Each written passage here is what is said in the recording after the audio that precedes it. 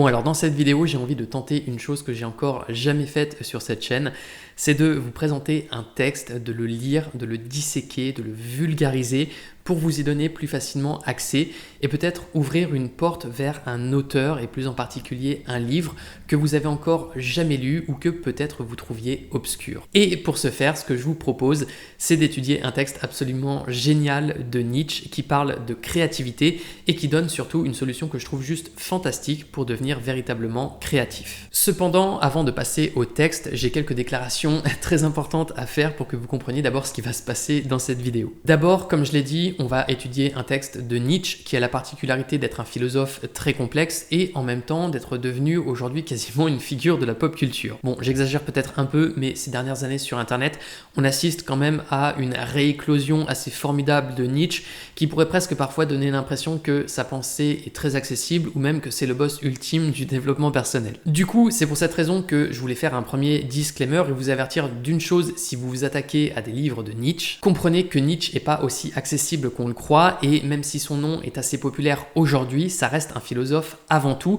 Donc ce que je veux dire, c'est que souvent ça demande un effort de le lire et de le comprendre. Le truc, c'est que Nietzsche a beau utiliser un vocabulaire assez simple dans ses textes, ce qui rend sa lecture compliquée, c'est que dans la plupart de ses essais, il fait pas mal de références à l'histoire de la philosophie et si vous n'avez pas ces références, certains textes sont difficiles à lire et en même temps, il a une pensée parfois assez paradoxale, souvent profonde, ce qui fait que il faut être attentif pour comprendre parfois là où il veut en venir. Néanmoins, le petit avantage du texte dont on va parler ici, c'est qu'il est tiré d'un ouvrage un peu à part dans l'œuvre de Nietzsche. Il s'agit de Ainsi parlait Zarathustra. Et si je dis qu'il s'agit d'un ouvrage un peu à part dans son œuvre, c'est parce que contrairement à la plupart de ses autres publications, ce livre n'est pas un essai à proprement parler, donc Nietzsche n'y fait pas des références directes à l'histoire de la philosophie, il n'y parle pas non plus directement de philo, ce qui fait qu'on peut le lire assez facilement sans être un spécialiste de la discipline. Cependant, ce serait quand même très faux de ma part de dire que Ainsi parlait Zarathustra est un livre facilement accessible pour une raison. En fait, on le présente souvent comme un livre qui est à mi-chemin entre la philosophie et la poésie parce que Nietzsche y présente ses idées de façon très détournée au moyen d'allégories, de métaphores et de toutes sortes d'images. Et c'est ce qui fait que personnellement, la première fois que j'ai lu Ainsi parlait Zarathustra, c'était il y a plus de 10 ans et j'ai strictement rien compris au bouquin. Néanmoins, je sais pas pourquoi, mais le livre m'a toujours fasciné, donc je l'ai relu, je me suis obstiné. Au total, j'ai dû le lire au moins 5 ou 6 fois en entier sur plusieurs années, plus de temps en temps, ça m'arrive d'en feuilleter comme ça certains passages.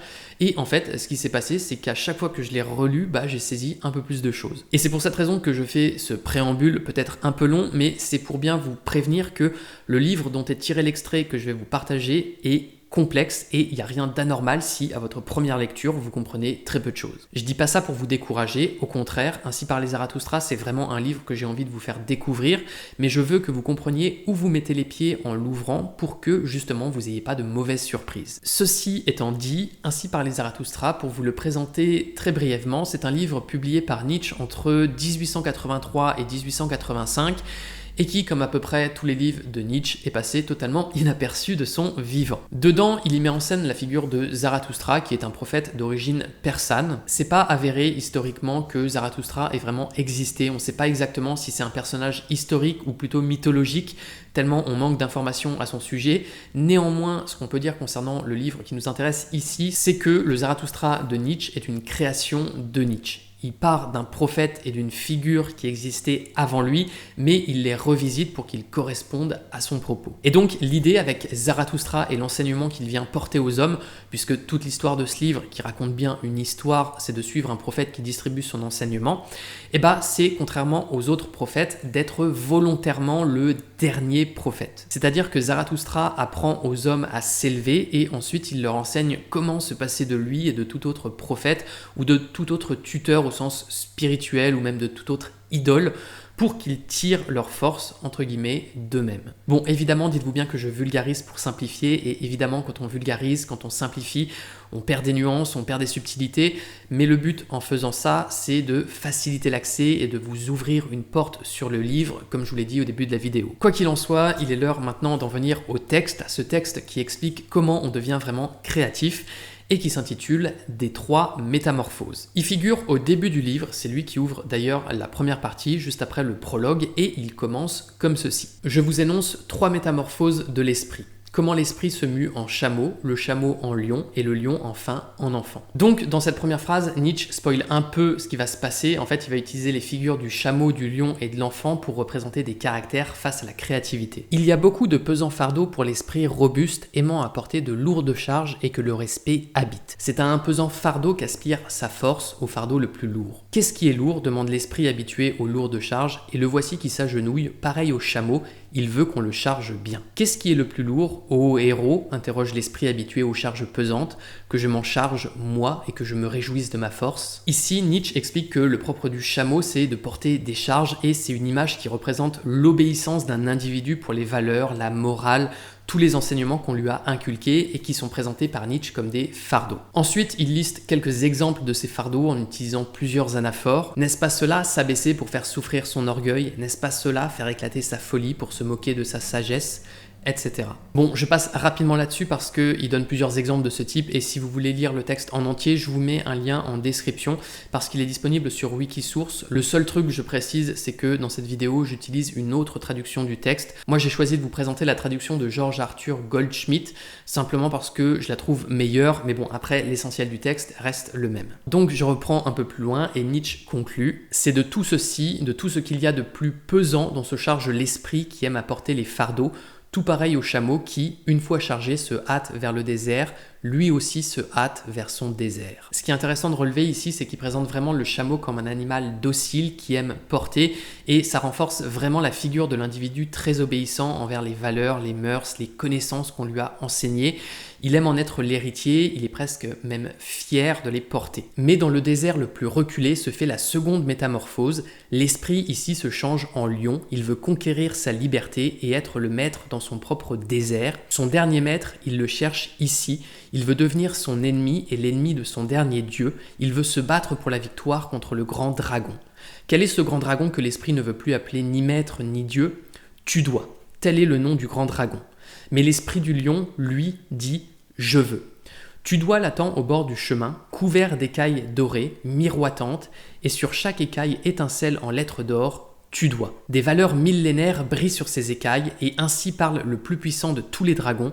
Toute valeur de toute chose, elle brille sur moi. Toute valeur a déjà été créée, et toute valeur créée, c'est moi. En vérité, il ne doit plus y avoir de « je veux ». Ainsi parle le dragon. Donc ici, on fait face à deux métaphores.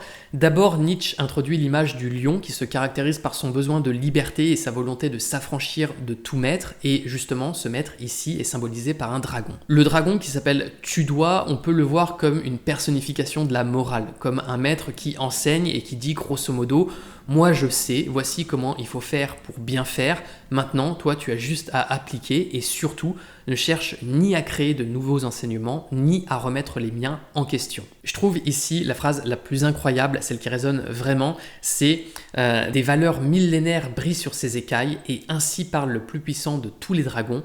Toute valeur de toute chose, elle brille sur moi. Pour donner un exemple plus concret et appliqué notamment à la création artistique, même si je précise, mais le texte parle de création au sens large et pas seulement pour l'artiste, le dragon c'est l'ensemble de ces enseignements, de ces valeurs traditionnelles qui vous disent « Si tu veux peindre un beau tableau, tu dois dessiner des proportions réalistes. Si tu veux faire un beau poème, tu dois écrire en alexandrin et mettre des rimes. Si tu veux rédiger un bon roman, tu dois écrire au moins 100 000 mots. » etc. En gros, c'est un ensemble de croyances qui, en un sens, vous guident, mais qui aussi vous limitent considérablement. Et face à ce dragon, si vous vous comportez en chameau, vous dites simplement « oui, d'accord, avec grand plaisir » et vous vous chargez de toutes les contraintes qu'il vous enseigne parce que vous êtes docile et que pour vous, c'est la seule façon d'agir. Le lion, lui, il dit stop, il se rebelle, il veut conquérir sa liberté et il veut s'affranchir de tous les enseignements qu'on lui a appris, de toutes ses croyances, même s'il n'est qu'une métamorphose de l'esprit passagère, parce qu'il a ses limites, comme le dit Nietzsche dans la suite. Mes frères, pourquoi est-il besoin du lion de l'esprit ? L'animal de bas ne suffit-il donc pas, lui qui renonce et qui est plein de respect ?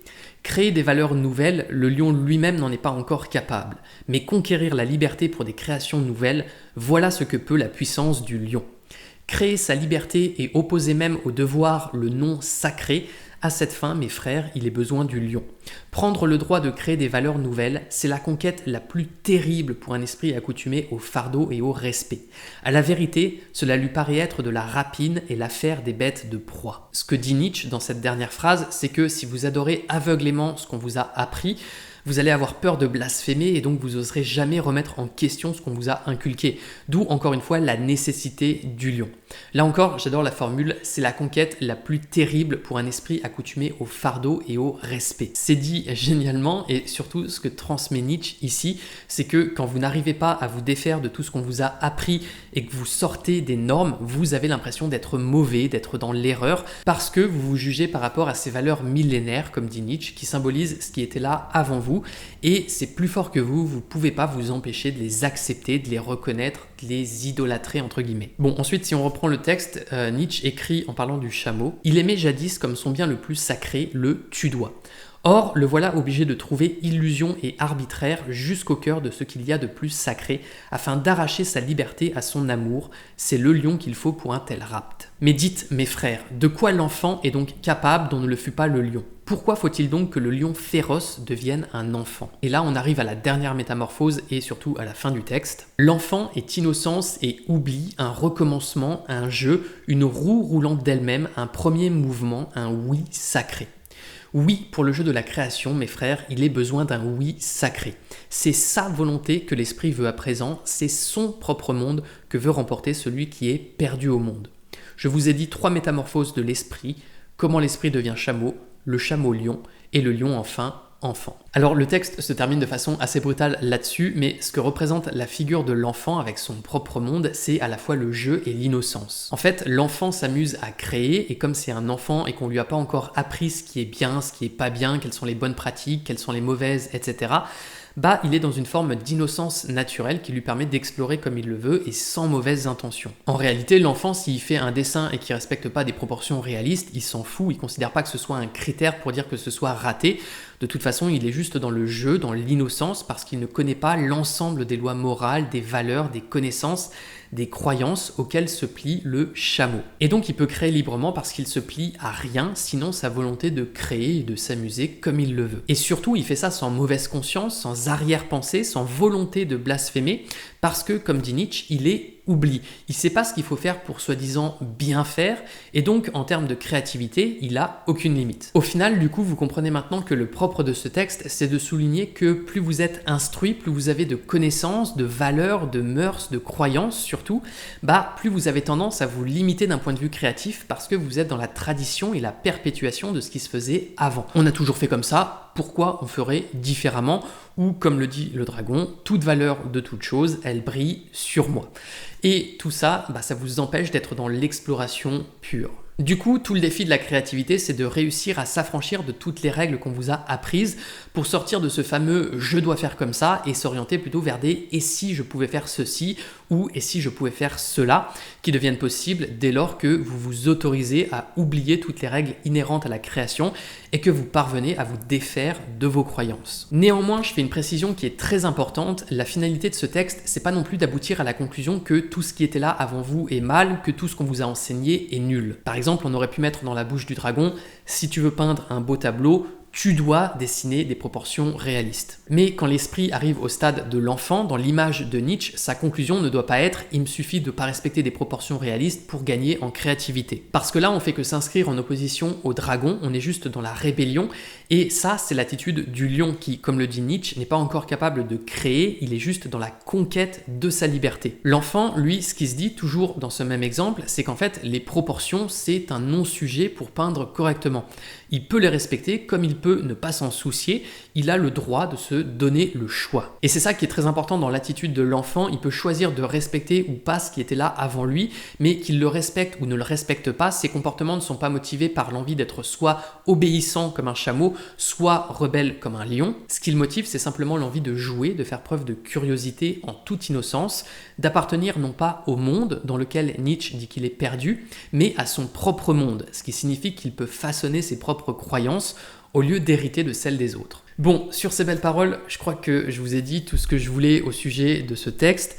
Disclaimer quand même de fin de vidéo, tout ce que je vous ai dit là, j'ai envie de dire que c'est la façon dont moi je me suis approprié cet extrait. Comme je l'ai dit, ici Nietzsche parle pas de créativité seulement artistique, il parle plutôt de créativité au sens large. C'est moi qui ai volontairement axé la lecture du texte sous cet angle parce que je trouvais ça intéressant, mais c'est un angle peut-être parmi d'autres et il faut pas s'y limiter. Et d'ailleurs tout l'enjeu de ce texte et de cette vidéo, c'est justement de réussir en quelque sorte à voir au-delà des limites qu'on a tendance à s'imposer. Gardez aussi à l'esprit, je le répète, que cette vidéo a pour but de faire de la vulgarisation, et quand on vulgarise, on perd nécessairement des subtilités du texte originel, mais comme vous l'avez compris, je l'espère, je fais ça à but pédagogique pour vous donner plus facilement accès à un texte, un livre que personnellement j'aime beaucoup. C'était la première fois que je faisais ce format de vidéo où je lis et où je commente un texte d'auteur.